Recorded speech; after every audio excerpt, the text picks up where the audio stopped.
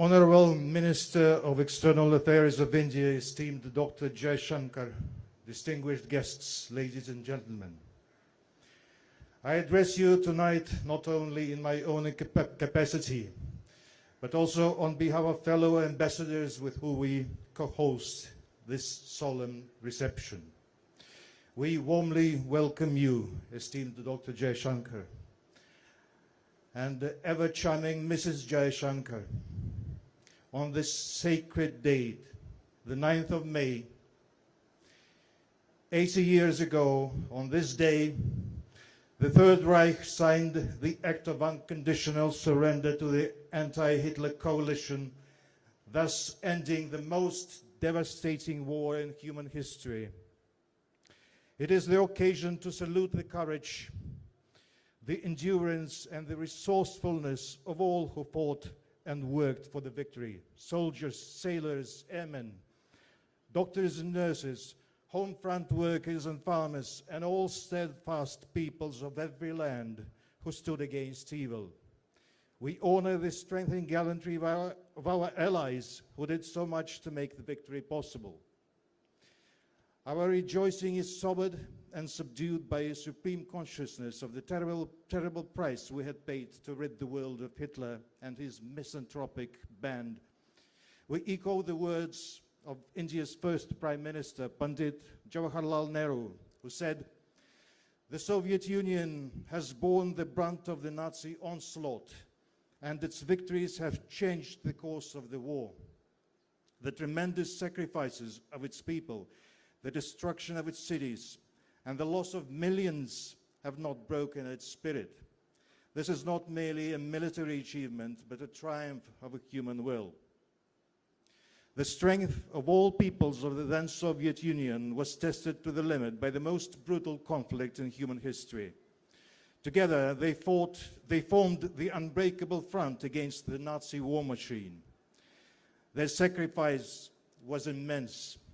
Nearly 27 million lives were lost on the battlefield and in the Nazi death camps, beneath the bombs falling on the cities and in the grip of hunger and deprivation. We mourn the numerous lives lost in the genocide of the entire ethnic communities targeted by the Nazi policies of extermination and enslavement. Over 2 million Soviet Jews perished in the Holocaust. Hundreds of thousands of civilians from Belarus, Ukraine, and Russia, residents of the occupied Soviet territories, and the Soviet prisoners of war were deliberately starved, executed, and deported to Germany as forced laborers. The loss of life was staggering, and it shouldn't come as a surprise to any that even after 80 years of this shadow of that war lingers in the memory of our nations. Today, we remember not only the soldiers, but also the civilians, the besieged and the defiant, those who fought and resisted and endured.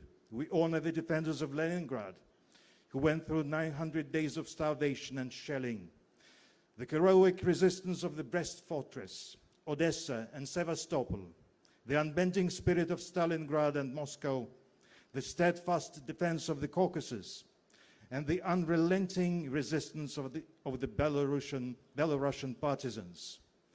We honor the Central Asian nations whose sons stood shoulder to shoulder with fellow soldiers on the front lines and offered refuge to countless evacuees, women, children, and elderly who found care and dignity far from home.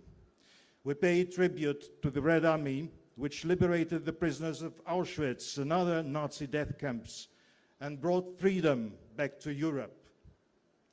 This heroism, both on the battlefield and in shelter, is forever woven into the fabric of our shared history.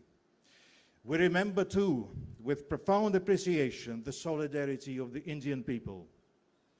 Over 2.5 million soldiers from India served with extraordinary courage across multiple fronts, from the deserts of the North Africa to the hills of Italy and in the jungles of Burma.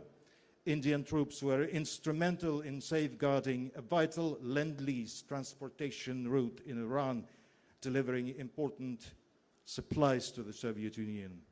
Their contributions shall not be forgotten.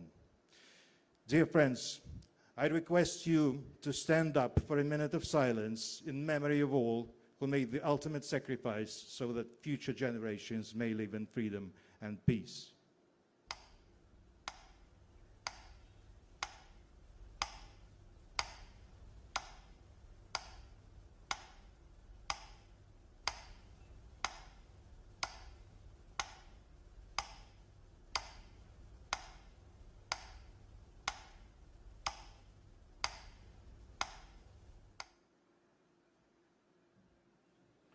Thank you.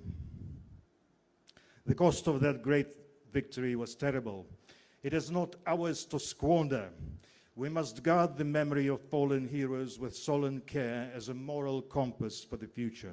It is our responsibility to preserve the historical truth, honor the legacy of the fallen, and protect the freedom for which they gave their lives.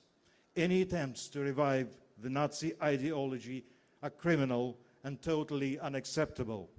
The crimes committed by the Nazis and their collaborators against the civilian population of the Soviet Union must be recognized as genocide.